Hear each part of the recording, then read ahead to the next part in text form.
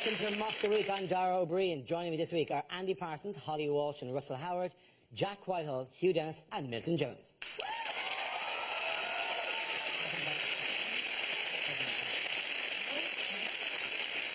We start with a round called Headliners. Here's a picture of a packed House of Commons recently, but what does PTFC stand for? Is it Pissed Tossers Face Chop? Is it Parliament, too few chairs? Is it in fact just everything that they've spent money on? Porn, televisions, furniture, castles. Is it Perspective Tempts 15-foot cameraman? Is it politicians turn out for free cakes? About the least recognisable man in politics. Politicians try and find Clegg. Or is it they're actually playing a game, pick the fattest Conservative? Is it in fact the new Labour car scrappage scheme? Toyotas for Conservatives. Imagine how good that'd be if I managed to say Prius and Toyota. I drive a Prius. The handling is incredible. You drive a new Prius there. It goes not to sickety. Or is it performers try find caption?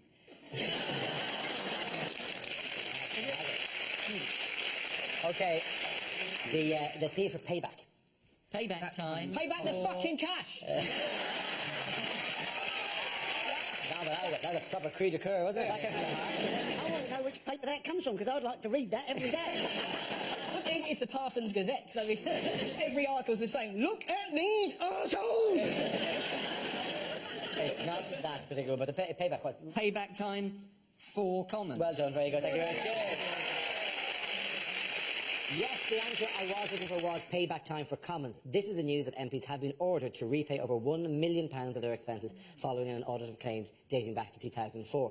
How do we feel about the MPs' expenses? It just refuses to go away, this story, doesn't it? It's like thrush. Every time you open the paper, it's crap. I'm fed up with hearing certain MPs say, it's legal, it's legal. So standing outside an old folks' home dressed as Harold Shipman, just don't do it. They have paid back supposedly over £1 million, but the inquiry itself cost £1.5 million. And what was not covered in the leg report about it? What wasn't covered? Oh, the second houses. Second houses, the flipping of houses. The big story. The thing that people got really angry with, the flipping houses wasn't in the flipping report. So it's actually just stuff like travel expenses. I mean, there was a league table in The Guardian during the week of the 5 MPs who've taken the most in travel expenses, and coincidentally it was the MP for Orkney, the MP for the Shetland Isles. And you kind of go, that's probably fair enough. My favourite expense without doubt, there was one MP that allegedly claimed £5 grand for stationery. What does he write on? Dried unicorns? There was one bloke, wasn't there? He claimed to have his hedge trimmed around his helipad. And you're thinking, why on earth do you need a hedge around your helipad? And surely if you use that helipad often enough, it should trim the hedge forward.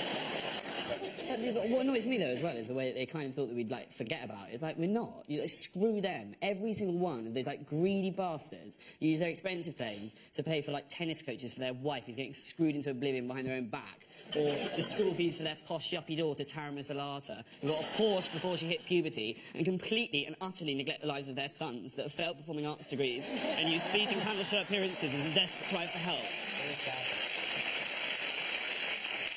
What was Cameron's response, by the way, to it? It's awful, it's bloody awful. It's absolutely disgraceful. Well, they had to tone it down, because he also was tied by the same rules. Yeah. Only a little bit. But the thing is, you can't have Cameron sort of lecturing us about money, because he's so posh. When he was little, he didn't have an action man, he had a Gurkha.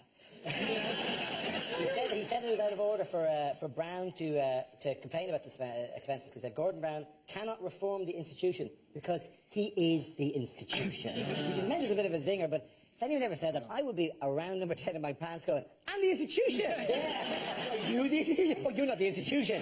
I am the institution. Who's the institution? I'm the institution, yeah! How's Gordon Brown preparing for the election? He's been eating 9 bananas. 9 bananas. No. 9 bananas. Whoa, sorry, here. First off, he had a Kit Kat obsession. He's replaced the Kit Kats with bananas, which I think is a great shame. Yeah. Kit Kats, he's getting a subliminal message that we all want him to have. Have a break. I think being photographed eating fruit is a bad idea because that immediately alienates your Scottish voters. Yeah. The thing about bananas, though, isn't it? Is it's supposed to convert into serotonin, which makes you happy. Now, he has 9 bananas a day. Imagine how miserable he would look if he wasn't eating those bananas. Presumably he likes bananas so he can fit one in sideways to make it look like he's smiling. What Gordon Brown there is doing with the bananas, he's cutting them up very, very fine, then cooking them in oil. I said to him, listen, mate, you're frittering your life away.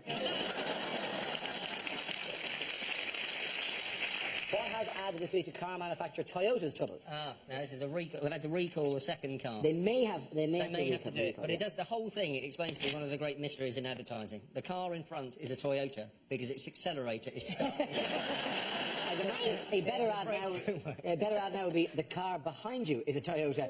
I'd get out of its way. The other day, when I read the headline, faulty Toyota's record, I was like, brilliant. That's my favourite Japanese sitcom. Toyota owners have been That's told... a good joke, come on. Faulty Toyotas.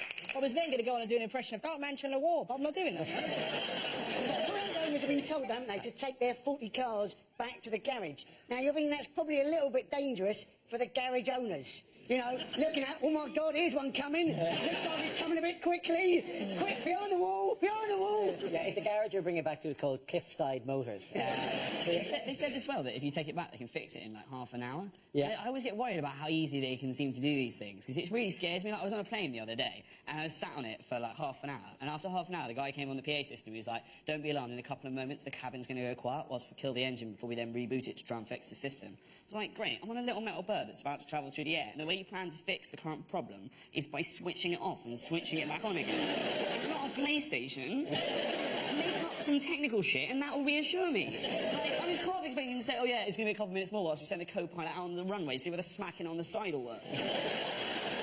Actually, a good point. I mean, how can it be fixed? You know how it can be fixed? Yeah, you need a shim. You need a shim, you're absolutely right. But like, look at it. You could look at the size of the shim. Wow. And that's like, it's not like a chipper, that was just a small piece of metal. It's like, that was clearly in a bag somewhere in the factory. And they went, hey, what are these for? Are they part of it? Are they a thing? I don't know. Great. Don't ask any questions, Terry. I'm really helpful. I'm pleased as well that my granny is going to be fine with this because she's one of those women. She's quite old-fashioned. She refuses to have any Japanese electronic equipment or anything in her house. And I asked my granny about this the other day and I said, "Oh, is that because of the war?" She said, "No, she's just a massive racist." There was lots of commentary spent on what do you do if your accelerator's stuck. And apparently the thing to do is to put your foot on the brake pedal. Yeah. Who would have thought that? The thing to do is the handbrake. We've all done that when you've got a crappy old car. Just whoa, and we're cooking. Yeah. Nothing worse when you're still accelerating and holding your handbrake. I used to own a Toyota years ago, and I remember once I was driving along eating a marshmallow, and all of a sudden my airbag deployed. And in that moment I thought I'd become really, really small.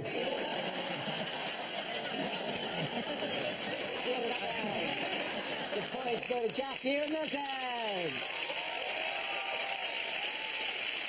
Our next round is called Newsreel, replaying a recent piece of footage featuring people in the news and asks you to suggest what might be being said. This week's clip features Peter Mandelson. Well, welcome, Lord Mandelson, to the new Labour election HQ. We've got everything that you asked for. We've got an area for phone polling, we've got an area for leaflets, we've got an area for envelope stuffing, and of course we have begun work, as requested, on the machine. Oh, the machine. When will it be finished? Well, we just started the installation. It should be ready by the middle of next month. Ah, as soon as that. That's beyond my wildest imagination. Just one question, though. We're not quite sure. You know, what is the machine? The machine? Yeah, yes, we never built one. So, you know, what exactly does the machine... Let me explain. The machine. Soon my enemies will be rounded up and fed into the machine. It will suck their brains dry, and I will be the most powerful politician in the world. It's just a big thing for sucking dry the brains of politicians. Is that how... Yes. And this is where I will watch it from. Revenge will be mine, Harry Potter. Are you going to put glass in this? Only I don't want to get splashed. And Robert Hughes. Now we play a round called Life is Like a Box of Mockolets. This game involves Milton, Andy and Jax. If you could make your way over to the performance area, please. This round is a stand-up challenge. I launch the wheel of news, and wherever it chooses to stop, one of our performers must step forward and talk about that subject. The winner is whoever I think is the funniest. OK? Here we go. Our first topic, please. First subject is education. Any persons? Yes, well, I'd like to start off with arithmetic. And how come there's only one person on my team and two on theirs? You may have seen, however, that there is a school in Tyneside which now doesn't open until 10 a.m. in the morning because they think teenagers need an extra hour and a half in bed to cope with puberty. What a marvellous euphemism that is, ladies and gentlemen. My mother burst into my room unexpectedly and caught me coping with puberty.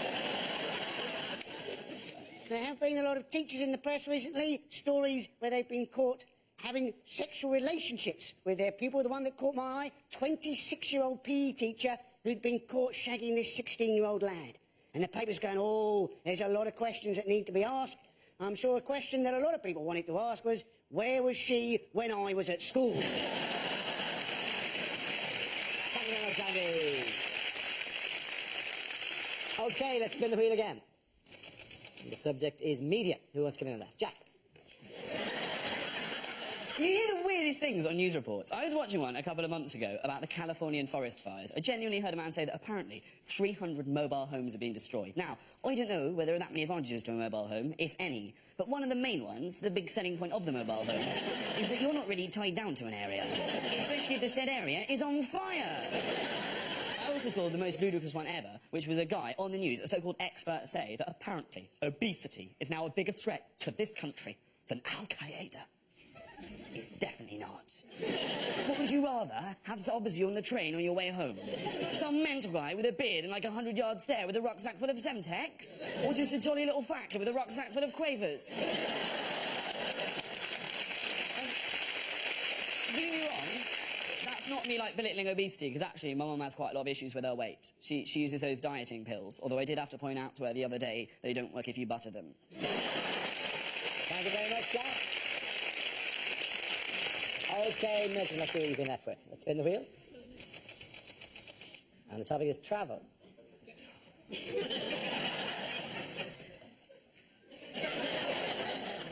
I've just come back from Australia. While I was there, I learnt some Aboriginal words like boo, which means to return, because when you throw an ordinary meringue...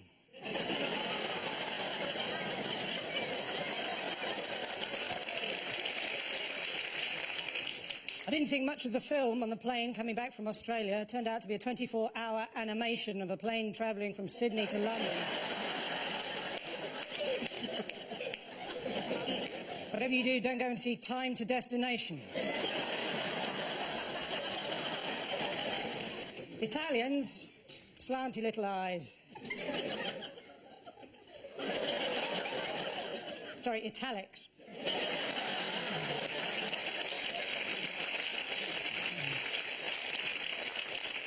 Just come back from Dartmoor, where I spent 3 days shooting at life-size models of Sarah Ferguson and Princess Diana.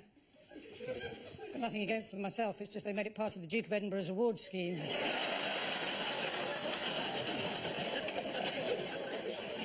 I've just come back from Russia. Always wanted to go out with a Russian girl, because in my experience, inside every Russian woman, there's another Russian woman. OK, point in that round. You're to Milton and Jack. Come on back. The next round is called, if this is the answer, what is the question on the board of 6 categories? Holly, which category would you like? Sport. Sport is the category. The answer is 12 minutes. What's the question? How long is too long a pause to say no after your girlfriend says, does my bum look big in this?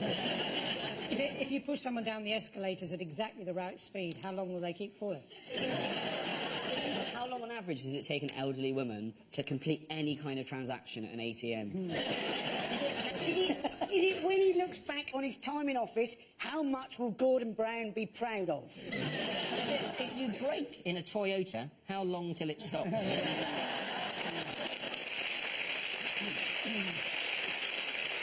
Is it after how long of watching Paddy McGuinness's new dating show Take Me Out did I pray that the title had literal connotations? How long after the wedding ceremony did Paul McCartney think, I've made a mistake? What is a worryingly long time to be having a piss?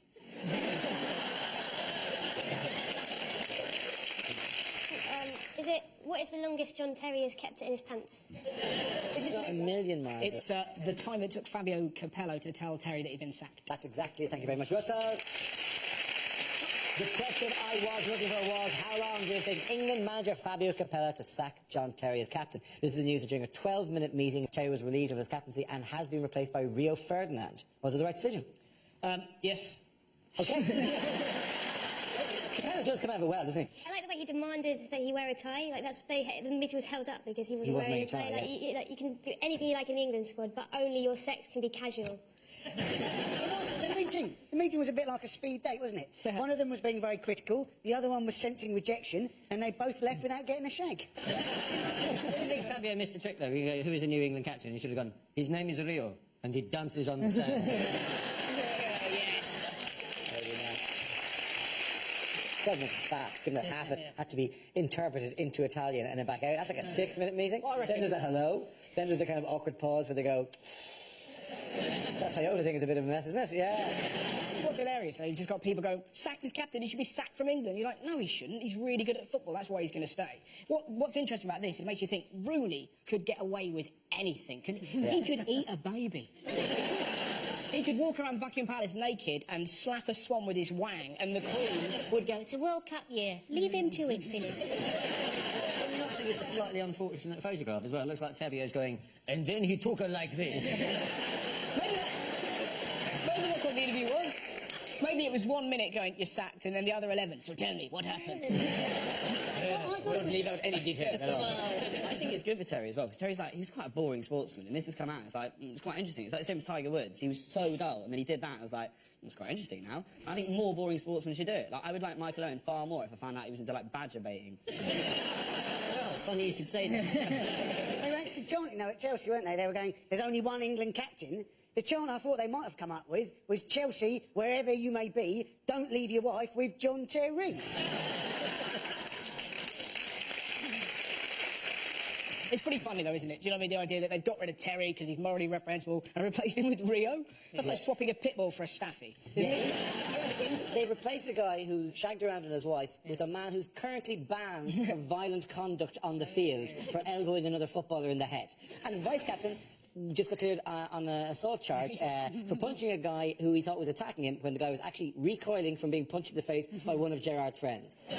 Or you could have got the guy whose marriage broke up, or you could have the guy who went to the prostitute. Really, you shouldn't be picking your captains on a moral ground. So it must be like a prison yard or something like that. When they're like, Theo Walcott in the middle of all that, they're going, what would you do? And he went, I just want to play football.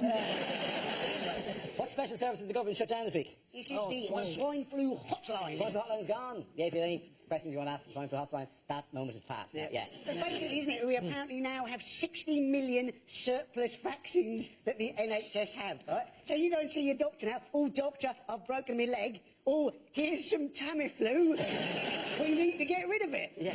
I'm going to miss it so much. I loved having fun with, like, swine flu. But the best is when you're on the tube, because if you coughed, anyone was just like, oh, God, we're going to die. And everyone got really nervous and got off at the next stop. Like, even the Muslim extremists with the backpack were like, screw this shit, I'm out of here. I'm sorry about that. When it first came out, I was thinking, how much fun would it be to go to the doctor's just holding a pig wearing a sombrero? You get seen straight away. He's feeling snuffly. Can I just say, did anyone here have any experience of the swine flu hotline? No, do you know it was being manned by 16-year-olds? It was being manned by 16-year-olds. How fantastic is that? You don't want a 16-year-old kid diagnosing you. Yeah, I've got a rash on my breasts. If anyone knows how to get hold of drugs quickly, it's a 16-year-old. Yeah, I mean, they already have a distribution network, so they kind of got... I had to advertise it for a bit. Did you? Yeah. Well, there were different voiceovers for different stages of the pandemic. What did you so get? I think I was stage 3. Ooh. And stage 1 was, you know, there is just normal seasonal flu. Yeah. And then stage 4 was, you know, you're going to die, you're going to die. I was stage 3, which was, if pandemic flu reaches Britain. They missed that stage out completely. What, did we go straight to the you're going to die, you're going to die, I don't remember seeing the ads that went, you're going to die, you're going to die. But now so Coronation on one Street. hand, I was terrified, and on the other hand, I was thinking, I haven't been paid. They've missed out my... Did you see the advert? It's hilarious, right? The official government advert, there's a bloke in a lift with a family having an amazing time, then the bloke sneezes, and there's a shot of the baby looking at the man going... like a child is going to go, how could you? Rather kill him. You don't want 16-year-olds handing out advice for health, though, do you? You know, you phone up the hotline, you go, oh, I'm pale, I feel awful, I've got no energy. 16-year-olds are going, well, you're probably a goth. Can I just go back to this? I'm sorry, I'm intrigued by this. I'm intrigued by the fact that in a time of pandemic and crisis, Hugh Dennis was cashing in, firstly. But also was the voice that we were supposed to be reassured by. Which of your voices did you do for this? Yeah, which one? The Prince. Stay at home. Lock your doors. It's coming. We can't tell you when. That's really weird. Yeah. But the problem is people don't understand disease. When AIDS first became a crisis, I was operating the goods lift in Harrods. I was a student, I was trying to earn money. And the only thing we knew about AIDS was it started in Holland, right? And the bloke who operated the goods lift with me refused to unload a consignment of Edam cheese. At the end of that round, the points go to Russell, Holly and Andy. Now we come to scenes we'd like to see, so if everyone can make their way to the performance area, please. I'll read out this week's topics and then we'll see what our panelists can come up with. OK, here we go. The first subject is unlikely things to read in a Valentine's Day card. I may be dyslexic, but that doesn't mean I don't vole you. Roses are red, violets are blue. I've got something nasty, and now so do you. You make me so hot, I can't stop thinking about you. Lots of love, Mum. Happy Valentine's Day on this 24th of February. Love, Royal Mail. You're the perfect person for me. Pissed and gagging for it. Be my Valentine or die in a well.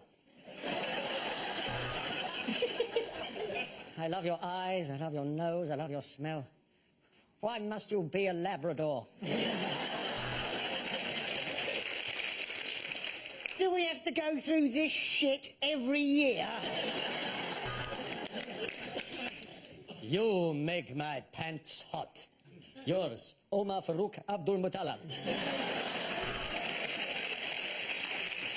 To my darling wife, roses are red, violets are blue. Valentine's Day is consumerist bullshit. Now, haven't you got some ironing to do?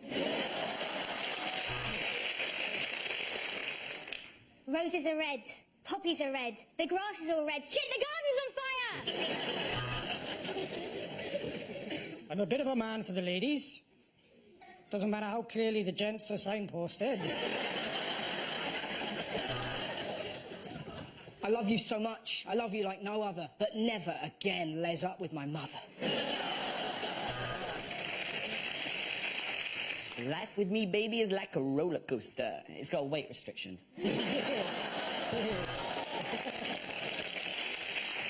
There are just 3 words I want to say. Dream on, bitch. OK, next topic is unlikely things to hear in a science programme. 1643. The cold air balloon is invented. But it doesn't really take off. For Einstein, it was easy to choose a DJ name. He would be MC squared.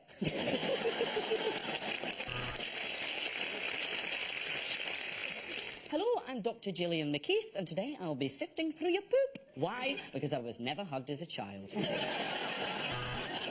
Now on 5. Crop circles. Myth or bollocks? Next, to demonstrate chaos theory, we've locked Boris Johnson in a room with an aardvark and some magic mushrooms. I was the man who discovered DNA. I wasn't going to call it that, but I was giving a lecture to the Royal Society, and I said, gentlemen, I believe I've discovered the genetic fingerprint of all human life. Ta-da!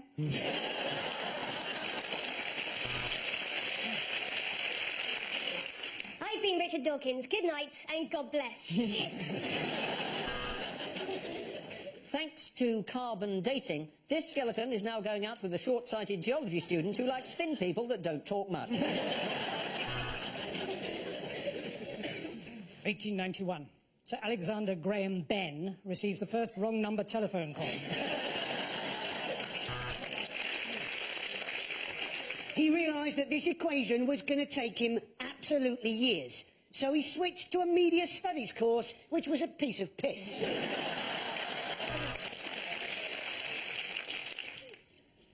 I did have here a pie chart to demonstrate obesity.